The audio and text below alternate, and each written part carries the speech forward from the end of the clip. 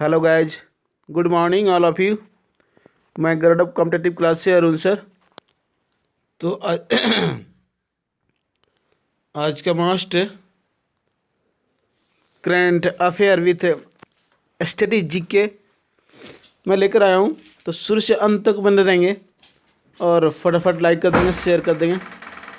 सभी मोस्ट के क्वेश्चन है जो आपका एनटीपीसी, आपका बिहार पुलिस सभी एग्जाम के लिए बनाया गया है। तो शुरू से अंत तक बने रहेंगे और कलम और कॉपी साथ में रखेंगे, क्योंकि सभी मोस्ट क्वेश्चन है। जब तक तोड़ेंगे नहीं, जब तक ऑनलाइन क्लासेस को छोड़ेंगे नहीं, ज़बरदस्त मिलेगा सभी मोस्ट क्वेश्चन जो 30 मिलेगा। तो शुरू से अंत तक बने रहेंगे। तो शुरू करते हैं। पहला सवाल क्या बोलता है जी? पहला सवाल क्या बोलता है? भारत में वैट सर्वप्रथम किस राज्य में लगाया गया? ये आपका सवाल है। जल्दी से बता देंगे सभी को मिलकर, फटाफट जी नोट करते जाएंगे कॉपी में अपने। भारत में वैट सर्वप्रथम किस राज्य में लगाया गया, ये आपका सवाल है। तो जल्दी से बता देंगे सभी को मिलकर। तो आपका आंसर होगा हरियाणा। जी बिल्कुल याद रखें, आपका हरियाणा होगा। भारत में सर्वप्रथम वैट जो लागू किया गया वो आपका हरियाणा में 1 अप्रैल 2004 को। जी बिल्कुल याद रखें। और वैट जो वैल्यू एडेड टैक्स बोलते हैं, वैट का पूर्ण रूप पूछेगा। वैट का पूर्ण रूप आपसे एग्जाम में पूछेगा, वैल्यू एडेड टैक्स।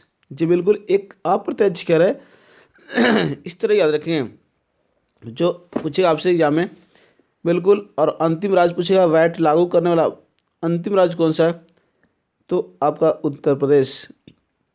जी बिल्कुल याद रखें। और भारत में वैट 1 अप्रैल 2005 से 22 राज्यों एवं केंद्र शासित प्रदेश में लागू है। बिल्कुल, जो अब वैट की जगह पर अब जीएसटी जो है आपका, जो अप्रत्यक्ष कर है, गुड्स एंड सर्विस टैक्स। याद रखें, वैट सबसे पहले किस देश में लागू किया गया? फ्रांस में 1954 में। बिल्कुल याद रखें इस तरह।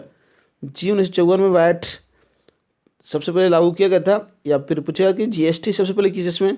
तो फ्रांस में लागू किया गया 1954 में। इस तरह आप याद रखेंगे। तो एक मस्ट है आपका, याद रखेंगे सभी मिलेगा मस्ट। शुरू से अंत तक बने रहेंगे और नोट करते जाएंगे फटाफट। बिल्कुल। और मैं कुछ और प्रश्न को थोड़ा एक्सप्लेन कर दे रहा हूँ। पूछिएगा सबसे पहले, जो आपका 1803 में बजट शब्द का प्रयोग किया गया फ्रांस में। जी बिल्कुल, सबसे पहले 1803 में बजट शब्द का प्रयोग फ्रांस में किया गया। बजट का प्रारंभ इंग्लैंड में माना जाता है, लेकिन बजट शब्द का प्रयोग पूछेगा फ्रांस, लेकिन इंग्लैंड में बजट शुरू हुआ जी माना जाता है। और भारत में बजट पद्धति के संस्थापक एवं जन्मदाता जेम्स विल्सन को कहा जाता है। भारत में बजट पद्धति का संस्थापक एवं जन्मदाता जेम्स विल्सन को कहा जाता है। जी बिल्कुल याद रखें। और बजट जो आपका स्मृति सूची का विषय है। जी बिल्कुल याद रखें, स्मृति सूची का विषय है बजट। बजट शब्द जो फ्रेंच शब्द से बना हुआ है बजट शब्द। और बजट जो है, बजट जो आपका वार्षिक वित्तीय के रूप में अनुच्छेद 112 के तहत पेश किया जाता है। बजट वार्षिक वित्तीय के रूप में अनुच्छेद 112 के तहत पेश किया जाता है। जो वार्षिक वित्तीय वर्णन यानी बजट जो अनुच्छेद 112 बोलता है, याद रखें। लेकिन बजट हमारे संविधान में चर्चा नहीं है। बिल्कुल, हमारे संविधान में चर्चा नहीं है बजट का, लेकिन उसके रूप में आपका वार्षिक वित्तीय विवरण अनुच्छेद 12 बोलता है। अनुच्छेद 112 बोलता है। चलते हैं नेक्स्ट दूसरे नंबर सवाल पर। दूसरा नंबर सवाल क्या है? आरबीआई की प्रथम महिला डिप्टी गवर्नर कौन बनी? आरबीआई की प्रथम महिला डिप्टी गवर्नर कौन बनी, ये आपका सवाल है। तो जल्दी से बता देंगे सभी को मिलकर फटाफट। तो आंसर याद रखें, आपका जो बनी थी के.जी. उदेसी। जी बिल्कुल याद रखें, के.जी. उदेसी। के.जी. उदेसी जो आपका आरबीआई की प्रथम महिला डिप्टी गवर्नर बनी। जी बिल्कुल याद रखें। और वर्तमान में आरबीआई का डिप्टी गवर्नर पूछिए एम राजेश्वर राव जी। और पूछिए सवाल आपका कि आरबीआई के प्रथम गवर्नर कौन था? तो ओसवान स्मिथ। और आरबीआई की प्रथम भारतीय गवर्नर पूछा तो सी डी देशमुख बिल्कुल याद रखें, जो पूछा एनटीपीसी में आपका। और आरबीआई की स्थापना जो आपका 1934, आरबीआई की स्थापना 1935 याद रखें, लेकिन आरबीआई की स्थापना 1934 अधिनियम के तहत किया गया था। बिल्कुल इस तरह याद रखें। और आरबीआई का मुख्यालय मुंबई। जी बिल्कुल, बैंकों का बैंक बोलते हैं। आरबीआई सेंट्रल बैंक भारत का, RBI Reserve Bank of India. जी बिल्कुल इस तरह याद रखें। आरबीआई की स्थापना हिल्टन आयोग की सिफारिश पर किया गया था। जी हमेशा इस तरह आपसे एग्जाम में पूछता है। और जो आपका आरबीआई का जो उस पर प्रतीक चिन्ह है, जो आपका बाघ और तार का पेड़ है, जो ईस्ट इंडिया का कंपनी से लिया गया है। इस तरह याद रख सकते हैं आप, याद रखेंगे और एग्जाम में पूछता है, टपकता है, छपता है। बिल्कुल याद रखेंगे। चलते नेक्स्ट आपका तीसरे नंबर सवाल पर। और वर्तमान में आरबीआई का जो गवर्नर पूछा शक्तिकांत दास, जो 25वें नंबर के हैं। चलते नेक्स्ट आपका तीसरे नंबर सवाल पर। जी बने रहेंगे शुरू से अंत तक, मोस्ट है सभी सवाल, जो आपका एनटीपीसी में टपकेगा, छपेगा। तो बीच में जाएं कहीं नहीं, आप लोग शेयर कर दें। क्लास स्टार्ट हो गया गडअप कॉम्पिटेटिव क्लासेस की ओर से, आपको जो दिया जाता है सुबह 7 बजे। तो डेली बने रहेंगे शुरू से अंत तक। कल किसी कारणवश आपको वीडियो नहीं दिया गया ऑनलाइन क्लासेस में, बिल्कुल कल किसी कारणवश, लेकिन उसको फिर से आज पुनः मतलब आप लोग के बीच में 7 बजे वीडियो लेकर ऑनलाइन क्लासेस लेकर आया हूँ, जो शुरू से अंत तक बने रहेंगे। आप लोग शुरू सभी मास्ट क्वेश्चन है तो नोट करते जाएंगे, अपने कॉपी में कलम साथ रखेंगे। जी बिल्कुल RNR कर लेंगे। रीड एंड रिवीजन करने की जरूरत है, रट्टा मारने की जरूरत नहीं है। सभी मास्ट सवाल है। तीसरा सवाल, नेस्कॉम की फुल फॉर्म क्या होता है? ये सवाल है, नेस्कॉम की फुल फॉर्म क्या होता है? जी बिल्कुल याद रखें, तो national association of software and service companies. बिल्कुल यहाँ पे मैं जो आप लोग सुन लेंगे, नोट कर लेंगे। बिल्कुल नास्कॉम की फुल फॉर्म क्या होता है? तो फिर से रिवीजन कर दे रहा हूँ, national association of software and service companies. बिल्कुल इस तरह याद रखेंगे। जो फिर से मैं एक बार और रिवीजन कर दे रहा हूँ, नास्कॉम की फुल फॉर्म क्या होता है? National association of software and service companies. बिल्कुल याद रखें। जो इनकी 1 मार्च 1998 को स्थापना हुई। जी 1 मार्च 1998। जी बिल्कुल 1998 की स्थापना हुई थी। Headquarter new Delhi. तो इस तरह पे याद रखें। चलते नेक्स्ट आपका चौथे नंबर सवाल पर। चौथा सवाल क्या बोल रहा है? चौथा सवाल बोल रहा है कि वर्ष 2020 में ICC men's T20 cricket of the decade किसको दिया गया? ये आपका सवाल है। वर्ष 2020 में ICC men's T20 cricketer of the decade किसको दिया गया? ये आपका सवाल है। तो आपका आंसर होगा, जल्दी से बता देंगे सभी को मिलकर। बढ़िया सवाल है, मोस्ट सवाल है। जी बने रहेंगे शुरू से अंत तक। जी बीच में कहीं जाएंगे नहीं, जल्दी से बता देंगे सभी को मिलकर फटाफट। बिल्कुल, तो आपका आंसर होगा, सभी को मालूम होगा, जल्दी से बता देंगे सभी को मिलकर। मोस्ट है तो आपका आंसर होगा राशिद खान। जी बिल्कुल याद है, राशिद खान। वर्ष 2020 में ICC men's T20 cricketer of the decade किसको दिया गया? तो राशिद खान, जो अफगानिस्तान के रहने वाले हैं। बिल्कुल इस तरह याद रखेंगे। चलते हैं नेक्स्ट आपका 5वें नंबर सवाल पर। 5वां सवाल क्या बोलता है? भारत की पहला भारतीय महिला बैंक की स्थापना कब हुई? ये आपका सवाल है। भारत का पहला भारतीय महिला बैंक की स्थापना कब हुई? तो 19 नवंबर याद रखें, 19 नवंबर 2013 को। जी बिल्कुल, भारत का पहला भारतीय महिला बैंक की स्थापना कब हुआ? तो 19 नवंबर 2013 को। मुख्यालय पूछे न्यू दिल्ली। और स्थापना कहाँ में की गई थी? तो मुंबई में। जी स्थापना कहाँ किया गया? तो मुंबई में। और मुख्यालय कहाँ है? तो न्यू दिल्ली। भारत का पहला भारतीय महिला बैंक की स्थापना 19 नवंबर 2013 को। स्थापना कहाँ में हुई? तो मुंबई में। मुख्यालय कहाँ? तो आपका नई दिल्ली। जी बिल्कुल याद रखें। और जो भारत का पहला भारतीय महिला बैंक की प्रथम प्रबंधक निदेशक किसको बनाया गया? तो उषा अनंत सुब्रमण्यम। जी बिल्कुल, उषा अनंत सुब्रमण्यम को बनाया गया भारतीय महिला बैंक की प्रथम प्रबंध निदेशक। चलते नेक्स्ट आपका 6 नंबर सवाल पर। जो अभी तक लाइक नहीं किए लाइक कर देंगे, फटाफट शेयर कर देंगे अपने दोस्तों के बीच। अपने ग्रुप में क्लास स्टार्ट है जो गढ़ कॉम्पिटेटिव क्लासेस की ओर से आपको दिया जाता है सुबह 7 बजे। जी बन रहेंगे शुरू से अंत तक सभी एग्जाम के लिए। एनटीपीसी, ग्रुप डी, एसएससी, आपका एमटीएस, सभी एग्जाम जो नेक्स्ट आने वाले हैं, जी बिल्कुल सभी भर्ती जो आने वाले हैं सभी एग्जाम के लिए बनाया गया है। मैं आपका जीके, जीएस, स्टैटिस्टिक्स, रसगुल्ले, जी बिल्कुल करंट अफेयर सभी मस्ट है। तो आप कलम और कॉपी साथ में रखेंगे, नोट करते जाएंगे। एक नोट बना लेंगे आप लोग और उसको डेली RNR कर लेंगे तो आपकी जीके और जीएस मजबूत हो जाएंगे। तो 6 नंबर सवाल, आगरा का किला तथा दिल्ली का लाल किला बना हुआ कौन सी चट्टानों से बनी हुई है, ये आपका सवाल है। तो जल्दी से बता देंगे सभी को मिलकर फटाफट। जी आगरा का किला तथा दिल्ली का लाल किला जी बिल्कुल बना हुआ है कौन सी नामक चट्टानों से बना हुआ है। तो याद रखें बलुआ पत्थर, जी बलुआ पत्थर नामक जो अवसादी चट्टानों से बना हुआ है, जी अवसादी चट्टानों से बना हुआ है। जी बिल्कुल बलुआ पत्थर नामक जो अवसादी चट्टानों से बना हुआ है। आगरा का किला, दिल्ली का लाल किला, जी बिल्कुल याद रखें। और आपसे पूछिए सवाल, जी अवसादी चट्टानें होती है तो परतदार होती है, जी बिल्कुल। जो पेट्रोलियम, खनिज तेल, ये सब कौन सी चट्टानों में पाया जाता है, तो अवसादी चट्टान सेडिमेंट्री जिसको बोलते हैं, बिल्कुल अवसादी चट्टाने में जीवाश्म पाया जाता है। जी बिल्कुल आपसे पूछिए कौन सी चट्टाने जो जीवाश्म में चट्टाने कहलाता है, तो अवसादी चट्टाने कौन सी चट्टाने परतदार होती है, अवसादी चट्टाने, जी बिल्कुल। जीवाश्म रहित पूछा तो आग्नेय चट्टान, कौन सी चट्टान अप्रतदार होती है, तो आग्नेय चट्टान। तो इस तरह आप याद रखें। चलते नेक्स्ट आपका 7वें नंबर सवाल पर। जी और क्या पूछेगा सवाल, दामोदर महानदी तथा गोदावरी नदी की बेसिनों में कौन सी चट्टान पाया जाता है, तो अवसादी चट्टान।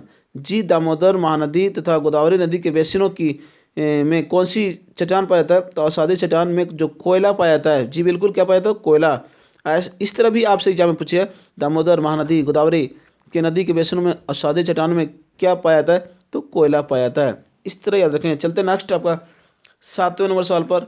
शुरू से अंत तक बने रहेंगे, बीच में कहीं जाएंगे नहीं आप लोग क्योंकि सभी मस्ट है। जी कॉपी में नोट करते जाएंगे जब तक तोड़े नहीं, जब तक छोड़ेंगे नहीं ऑनलाइन क्लासेज को। जी बिल्कुल। 7वां सवाल क्या बोलता है कि 31 दिसंबर 1600 ईस्वी को इंग्लैंड की रानी एलिजाबेथ प्रथम ने किसको अधिकार पत्र प्रदान किया, ये आपका सवाल है। जी बता देंगे जल्दी से फटाफट सभी को मिलकर। कतई जहर वाले सवाल है सभी, जी बने रहेंगे शुरू से अंत तक। और सवाल क्या बोलता है कि 31 दिसंबर 1600 ईस्वी को इंग्लैंड की रानी एलिजाबेथ प्रथम ने किसको अधिकार पत्र प्रदान किया, तो ईस्ट इंडिया कंपनी को। जी बिल्कुल याद रखें, ईस्ट इंडिया कंपनी, जी बिल्कुल याद रखेंगे, ईस्ट इंडिया कंपनी को अधिकार पत्र दिया, बिल्कुल याद रखें इस तरह। और आपसे पूछिए सवाल, ईस्ट इंडिया कंपनी की स्थापना 1600, जो एनटीपीसी पूछा हुआ सवाल, जी बिल्कुल पुर्तगाली ईस्ट इंडिया कंपनी 1498। जी पुर्तगाली ईस्ट इंडिया कंपनी की स्थापना 1498। अंग्रेजी ईस्ट इंडिया कंपनी 1600 ईस्वी, Dutch east India company 1602, Danish east India company 1616, फ्रांसीसी east India company 1664, Swedish east India company 1731। तो इस तरह आप याद रखें, बढ़िया सवाल है, मोस्ट सवाल है। और जी बिल्कुल वास्को डी गामा पुर्तगाली जो आया था सबसे पहले 17 मई 1498 को आया था, जो आपका कालीकट बंदरगाह पहुंचा था। कालीकट का नया नाम कोझिकोड। जी बिल्कुल यहाँ पे आपका वास्को डी गामा आया था, जी बिल्कुल याद रखें।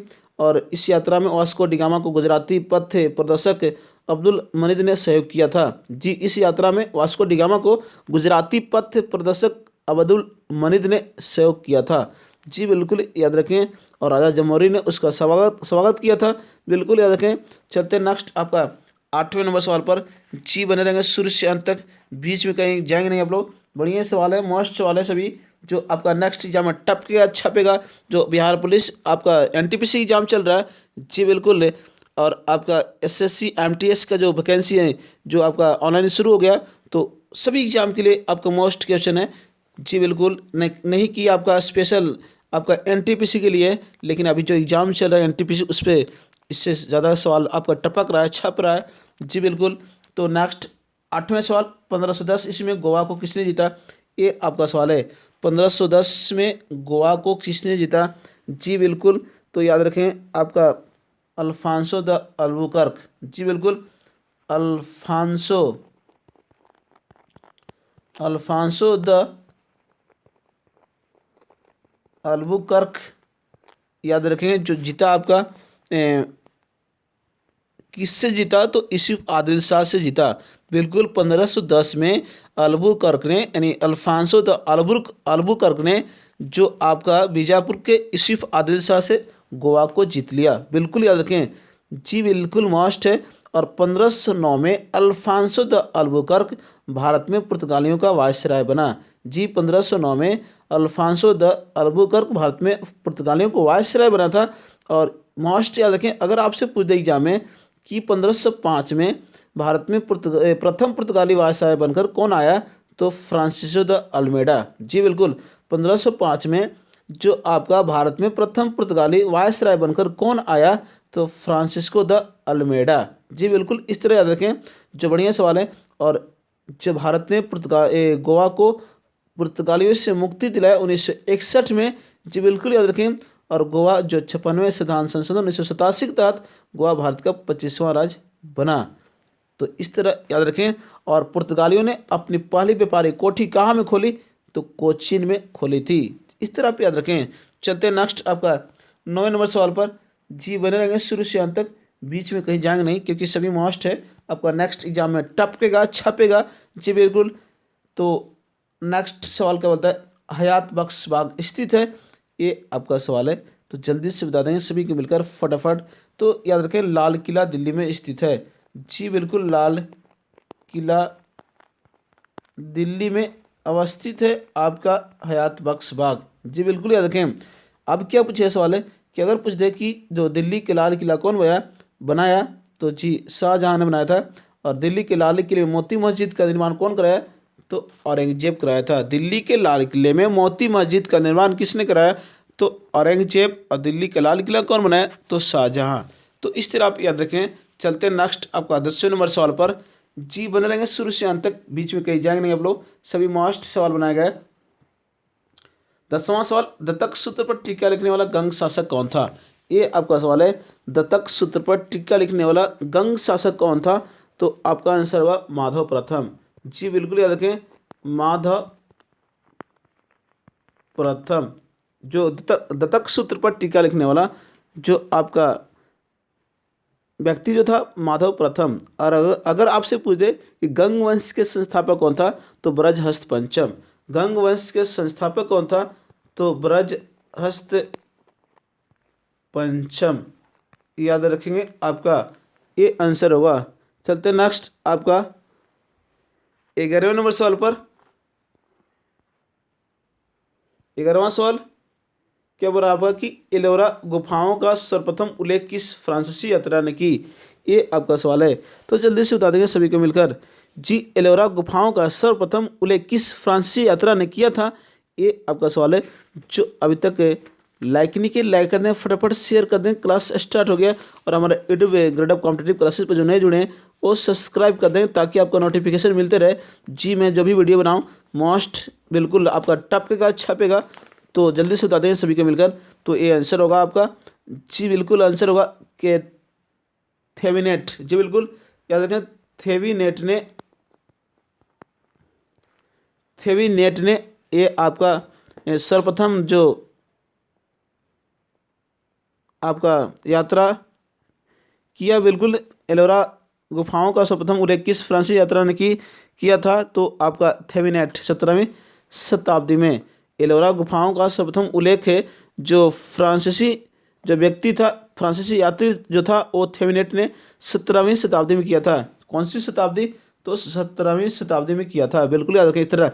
और एलोरा और एलिफेंटा की गुफाएं जो आपको मालूम हुआ, जो महाराष्ट्र में, जी बिल्कुल, जो राष्ट्रकूट के समय हुआ था, एलोरा एवं एलिफेंटा गुहा मंदिरों का निर्माण राष्ट्रकूट के समय हुआ था। एलोरा में कितने शैलकृत गुफाएं हैं, तो 34।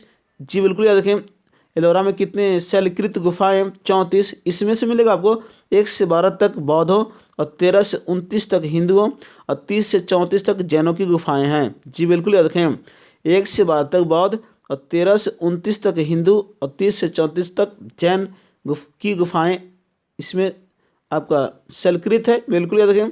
और बौद्ध गुफाओं में सबसे प्रसिद्ध विश्वकर्मा गुफा संख्या 10 है। जी बौद्ध गुफाओं में सबसे प्रसिद्ध विश्वकर्मा गुफा संख्या यानी 10 है, बिल्कुल याद रखें।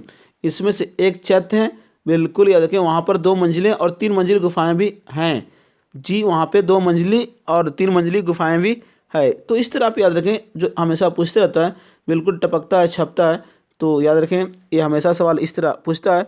तो चलते हैं नेक्स्ट आपका 12वें नंबर सवाल पर। 12वां सवाल क्या बोलते हैं कि कलिंग युद्ध का वर्णन है। जी सवाल है कलिंग युद्ध का वर्णन जो आपका है ये आपका कौन सी शिलालेख में मिलता है, ये आपका सवाल है। तो जल्दी से बता देंगे सभी को मिलकर कलिंग युद्ध का वर्णन जो आपका 13वें शिलालेख में, जी बिल्कुल याद रखें, 13वें शिलालेख में वर्णन किया गया। कलिंग युद्ध का वर्णन एवं अशोक के हृदय परिवर्तन की बात कही गई है आपका 13वां शिलालेख में। और सवाल पूछा है कि कितने शिलालेख हैं अशोक का, तो 14 शिलालेख हैं। अशोक के स्तंभ लेखों की संख्या 7 है। अशोक के स्तंभ लेखों की संख्या 7, अशोक के शिलालेखों की संख्या 14।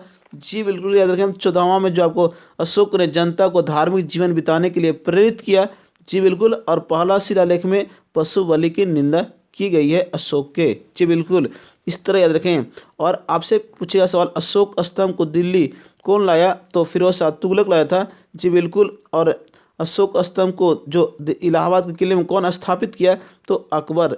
तो इस तरह आपसे एग्जाम में पूछता है, टपकता है छपता है, जी बिल्कुल। और भारत में शिलालेख का प्रचलन सर्वप्रथम किसने किया, अशोक किया, जी बिल्कुल याद रखें। तो आपके याद में परीक्षा में टपकता है। अशोक के शिलालेख में ब्राही, ख्रस्टी, ग्रीक एवं अरमाई की लिपि का प्रयोग हुआ है, जी बिल्कुल। ये भी याद रखें, अशोक के शिलालेखों में ब्राही, ख्रस्टी, ग्रीक एवं अरमाई की लिपि का प्रयोग हुआ है, जी बिल्कुल याद रखें। और ख्रोष्टी लिपि दाईं से बाईं ओर लिखी जाती थी, ये भी याद रखें, जो हमेशा पूछता है टपकता है, बिल्कुल।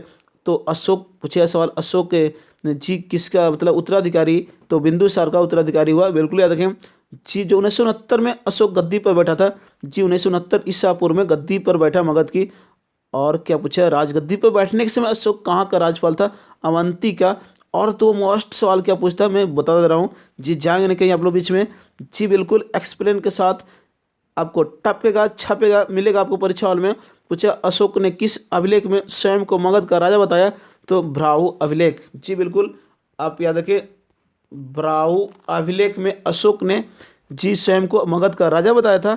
तो इस तरह याद रखें आपका एग्जाम टपकता है। कलिंग जो तोसली, कलिंग की राजधानी कहाँ थी, तोसली, जी बिल्कुल। जी बिल्कुल इस तरह याद रखें कलिंग की राजधानी तोसली। और पूछिए सवाल, जी क्या पूछे सवाल अशोक के शिलालेखों की खोज कब हुआ, 1750 में। तो जो आपका पैंथलर ने किया था अशोक के शिलालेखों की खोज 1750 में कौन किया, तो आपका पैंथलर। अशोक के शिलालेख की सफलता जो आपका पढ़ने की सफलता किसको मिला, तो जेम्स प्रिंसेप को मिला 1837 में, जी बिल्कुल। अशोक के अभिलेख पढ़ने में सबसे पहली सफलता किसको मिली, तो 1837 में जेम्स प्रिंसेप को मिली। तो चलते हैं नेक्स्ट, जी बिल्कुल। इस पे और सवाल मिलेगा लेकिन ज़्यादा मैं टाइम नहीं लेना चाहता हूँ, बिल्कुल चलते हैं नेक्स्ट 13वें नंबर सवाल पर।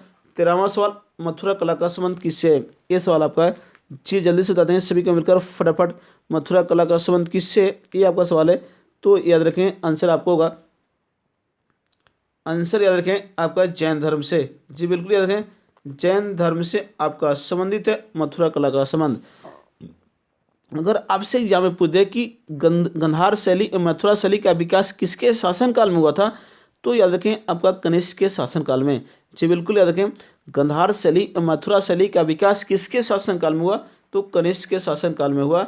लेकिन आपसे पूछ देगा कि मथुरा कला का संबंध किससे है, तो जैन धर्म से, बिल्कुल इस तरह याद रखें, जो आपका एग्जाम में टपकता है छपता है, जी बिल्कुल। तो चलते नेक्स्ट आपका 14वें नंबर सवाल पर।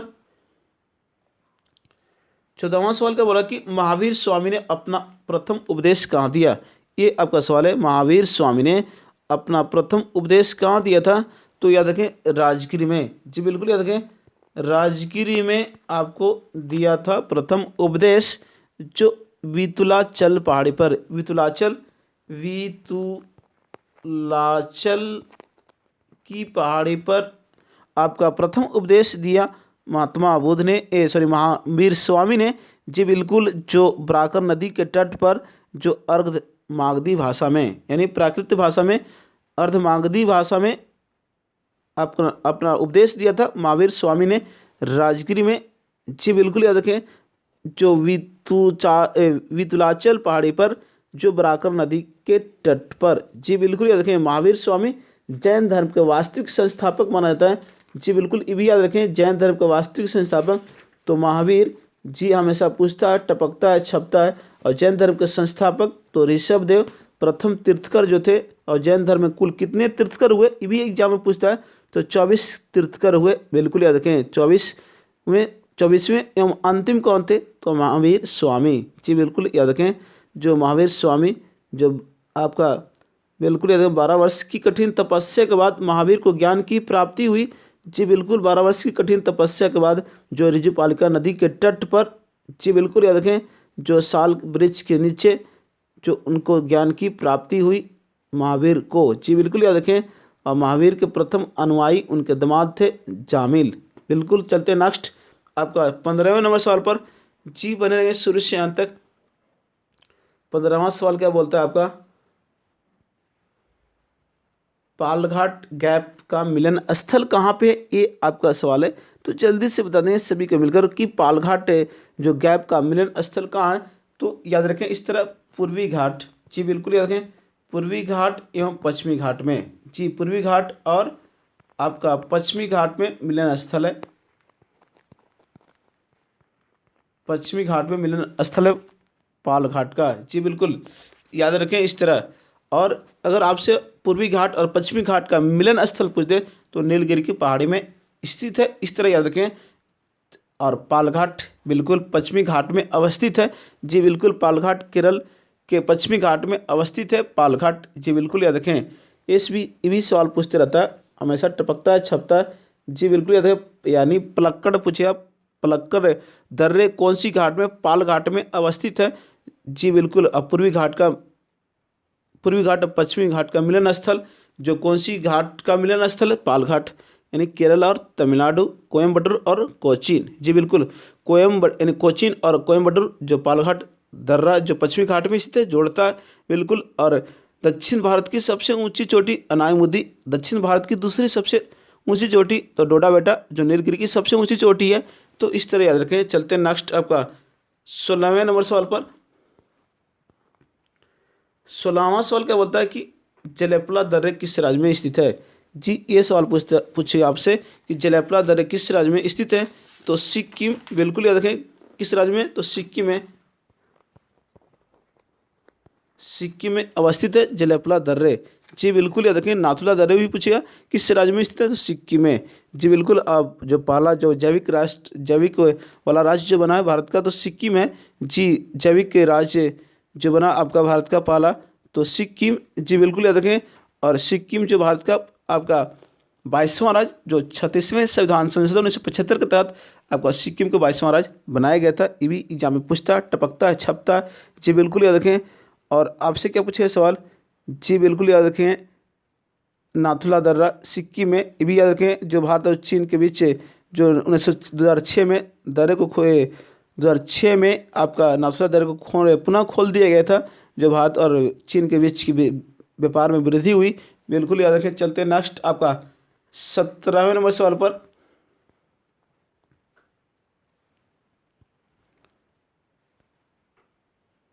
17वां सवाल क्या बोलते हैं सोने की रेशा कहा जाता है। जी किसको बोलते हैं सोने की रेशा। गोल्डन फाइबर किसको बोलते हैं ये भी सवाल पूछता है। गोल्डन फाइबर कहा जाता है यानी सोने की रेशा कहा जाता है तो याद रखें जूट। जी बिल्कुल याद रखें जूट को कहा जाता है। और जूट सर्वाधिक किस राज्य में होता है पश्चिम बंगाल। और सर्वाधिक किस देश में होता है जूट तो बांग्लादेश में। तो इस तरह याद रखें। चलते हैं नेक्स्ट आपका 18वें नंबर सवाल पर।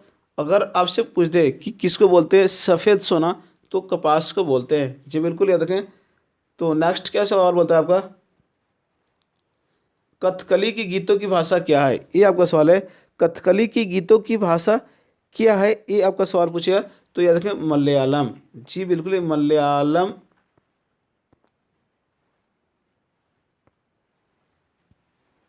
जो कथकली की गीतों की भाषा क्या है तो मलयालम।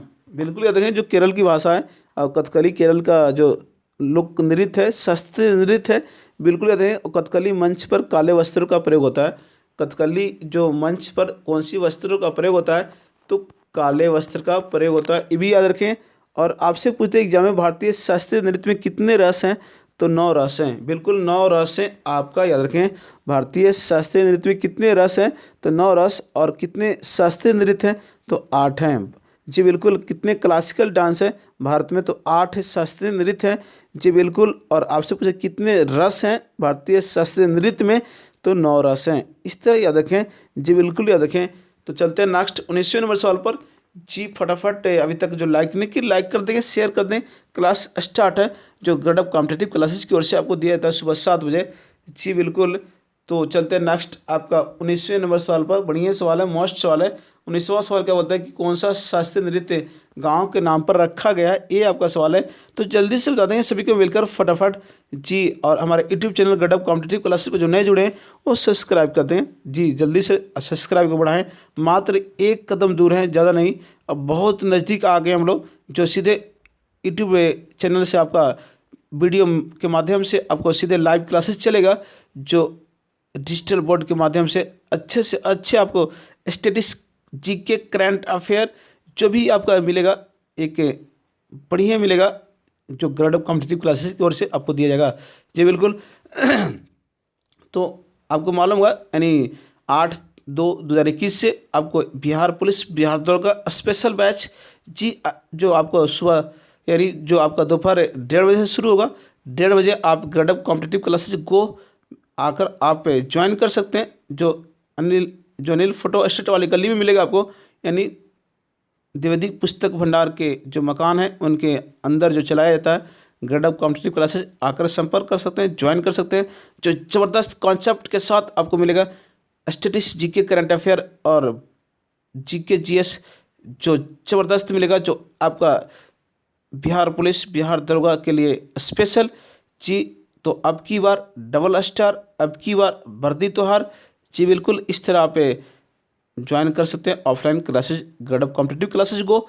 तो चलते हैं नेक्स्ट आपका 19वें नंबर सवाल। कौन सा शास्त्रीय नृत्य गांव के नाम पर है, तो आपका आंसर होगा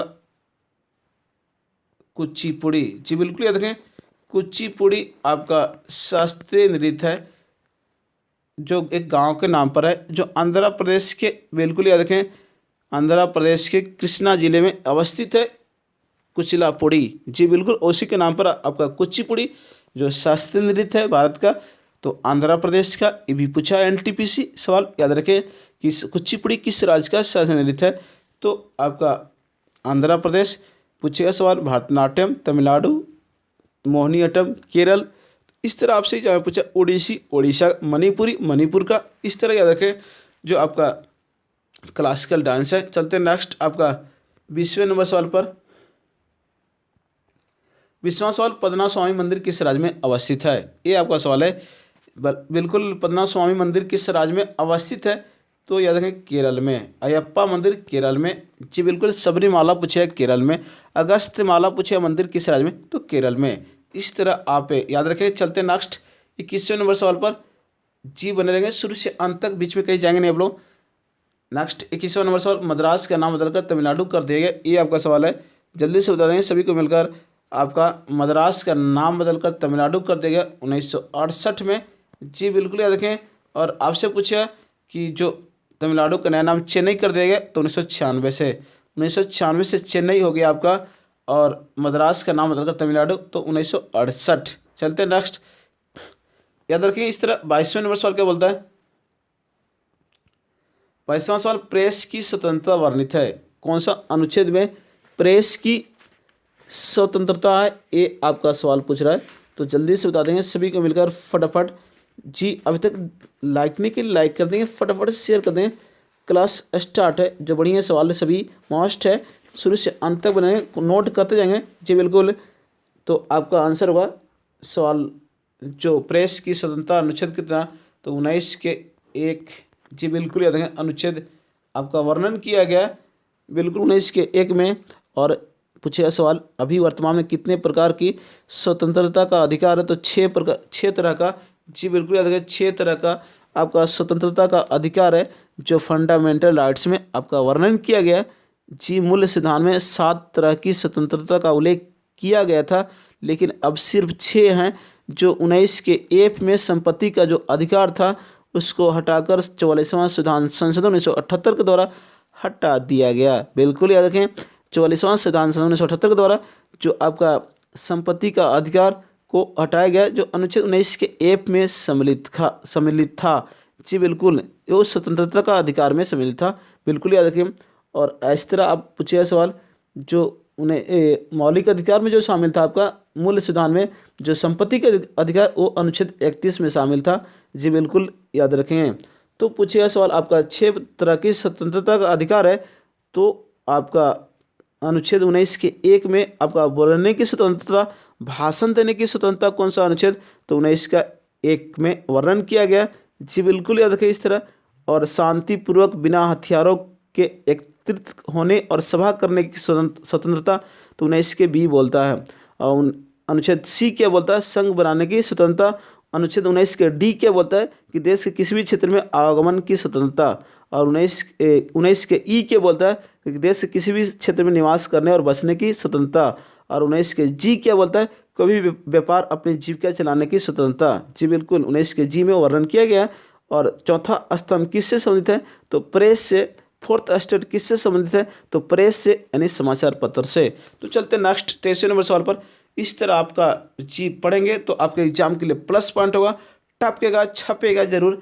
नेक्स्ट क्या बोलता है 23वें नंबर सवाल, 6 से 14 वर्ष की उम्र में बच्चों को निःशुल्क शिक्षा अनिवार्य कर दिया गया, कौन सा संशोधन के तहत, ये आपका सवाल है। तो जल्दी से बता देंगे सभी को मिलकर फटाफट। तो याद है 86वां संविधान संशोधन 2002। जी बिल्कुल याद है 2002 आपका 6 से 14 वर्ष की उम्र में बच्चे के लिए निःशुल्क शिक्षा अनिवार्य कर दिया गया। जी बिल्कुल याद रखें। और डीपीएसपी में शामिल है, राज्य के नीति निर्देशक तत्व में शामिल है। पूछिएगा सवाल तो आपका अनुच्छेद 45 में शामिल किया गया है।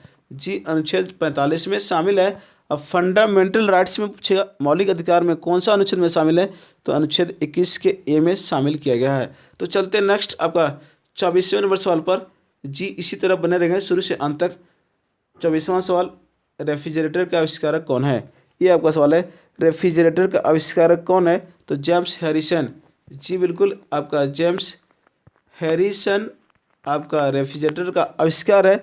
और आपसे क्या पूछिए सवाल याद रखें, रेफ्रिजरेटर में रेफ्रिजरेटर में ताज़ा फल रखने के लिए कितना डिग्री, तो 4 डिग्री पर आप सुरक्षित रख सकते हैं रेफ्रिजरेटर में ताज़ा फल को रखने के लिए। और पूछे थर्मोस्टेट का कार्य क्या है, तो आपका एक समान ताप को बनाए रखना जो रेफ्रिजरेटर में लगा हुआ रहता है। एक थर्मोस्टेट जो एक समान ताप को बनाए रखता है। और कमरे में रखे रेफ्रिजरेटर का दरवाज़ा खोल दिया जाए तो कमरे का ताप क्या होता है, बढ़ जाता है। इस तरह एग्जाम में आपका आते रहता है। चलते हैं नेक्स्ट 25वें नंबर सवाल पर। जी बने रहे शुरू से अंत तक। 25वां सवाल क्या बोलता है कि शारदा एक्ट किस गवर्नर जनरल के समय हुआ, ये आपका सवाल है। तो जल्दी से बता देंगे सभी को मिलकर, शारदा एक्ट किस गवर्नर जनरल के समय हुआ था, जो हमेशा एग्जाम में टपकता है छपता है। तो जल्दी से बता देंगे सभी को मिलकर। और अभी तक जो लाइक नहीं किए लाइक कर देंगे, शेयर कर देंगे। क्लास स्टार्ट है। जी बिल्कुल। और हमारे यूट्यूब चैनल गडअप कॉम्पिटिटिव क्लासेस पर जो नए जुड़ेंगे वो सब्सक्राइब कर देंगे। तो शारदा एक्ट किससे संबंधित है, तो जो आपका समय हुआ था, तो लॉर्ड इरविन। जी बिल्कुल, लॉर्ड इरविन के समय हुआ था आपका। बिल्कुल याद रखें, जो 1930 में जो शारदा एक्ट संबंधित है, जो आपका बाल विवाह से संबंधित है, बाल विवाह से। जी बिल्कुल याद रखिए, शारदा एक्ट संबंधित है जो लड़कियों की न्यूनतम आयु 14 वर्ष और लड़कों की जो आपका न्यूनतम आयु 18 वर्ष रखी गई थी। विवाह के लिए लड़कियों की न्यूनतम आयु 14 वर्ष और लड़कों की न्यूनतम आयु 18 वर्ष रखी गई थी। ये शारदा एक्ट के तहत 1930 में। बिल्कुल। और सवाल पूछते रहता है, जी सती प्रथा पर प्रतिबंध लॉर्ड विलियम बेंटिंग 1829 में। और दास प्रथा पर प्रतिबंध लॉर्ड एलन बरो 1843 में। और हिंदू विधवा पूर्ण विवाह लॉर्ड कैनिंग जो 1856 में। जी बिल्कुल याद रखें। इस तरह शिशुवध प्रतिबंध लगाए आपको लॉर्ड जो वेलेजली ने जी बिल्कुल, 1798 1805 में शिशु हत्या पर प्रतिबंध लगाया था। तो इस तरह याद रखें, आपका एग्जाम में पूछते रहता है, टपकते रहता है, छपते रहता है। बिल्कुल, तो चलते नेक्स्ट 26वें नंबर सवाल क्या बोलता है कि वर्ष 2018 का रेमन मैग्सेसे अवार्ड किसको दिया गया? ये आपका सवाल है। तो 2018 का रेमन मैग्सेसे अवार्ड किसको दिया गया? तो याद रखें, भरत वाटवानी और सोनम वांगचुक। भरत वाटवानी और सोनम वांगचुक। सोनम, जी बिल्कुल याद रखें, सोनम वांगचुक को दिया गया आपका 2018 का रेमन मैग्सेसे अवार्ड। अगर आपसे पूछे 2019 का रेमन मैग्सेसे अवार्ड किसको दिया गया? तो पत्रकार रवीश कुमार को दिया गया। 2019 का रेमन मैग्सेसे अवार्ड किसको दिया गया? तो रवीश कुमार। जी बिल्कुल याद रखें, रेमन मैग्सेसे पुरस्कार जो एशिया का नोबेल पुरस्कार कहा जाता है, रेमन मैग्सेसे अवार्ड जो फिलीपींस के राष्ट्रपति रेमन मैग्सेसे के अवार्ड पर रखा गया। चलते हैं नेक्स्ट आपका 27वें नंबर सवाल पर। 27वां सवाल, बंगाल का प्रथम गवर्नर जनरल कौन था? ये आपका सवाल है, जल्दी से बता देंगे सभी को मिलकर फटाफट। बंगाल का प्रथम गवर्नर जनरल कौन था? ये एग्जाम में पूछता रहता है, जल्दी से बता देंगे सभी को मिलकर फटाफट। जी बिल्कुल, जल्दी से बता देंगे सभी को मिलकर। अभी तक जो लाइक नहीं किया, लाइक कर देंगे, फटाफट शेयर कर देंगे। क्लास जो स्टार्ट है, जो ग्रेड ऑफ कॉम्पिटिटिव क्लासेज की ओर से आपको दिया जाता है। जी जल्दी से बता देंगे। तो बंगाल का प्रथम गवर्नर जनरल कौन था, ये सवाल पूछ रहा है, तो जल्दी से बता देंगे। तो वारन हेस्टिंग्स। जी बिल्कुल याद रखें, वारन हेस्टिंग्स जो आपका वारन हेस्टिंग्स। जी बिल्कुल, इस तरह याद रखेंगे। और आपको मालूम होगा, जी पूछेगा सवाल आपसे कि भारत का पहला समाचार पत्र जो था द बंगाल गजट का प्रकाशन जो किया था जेम्स हिक्की ने, जो 1780 में, तो उसमें भारत का वायसराय कौन था?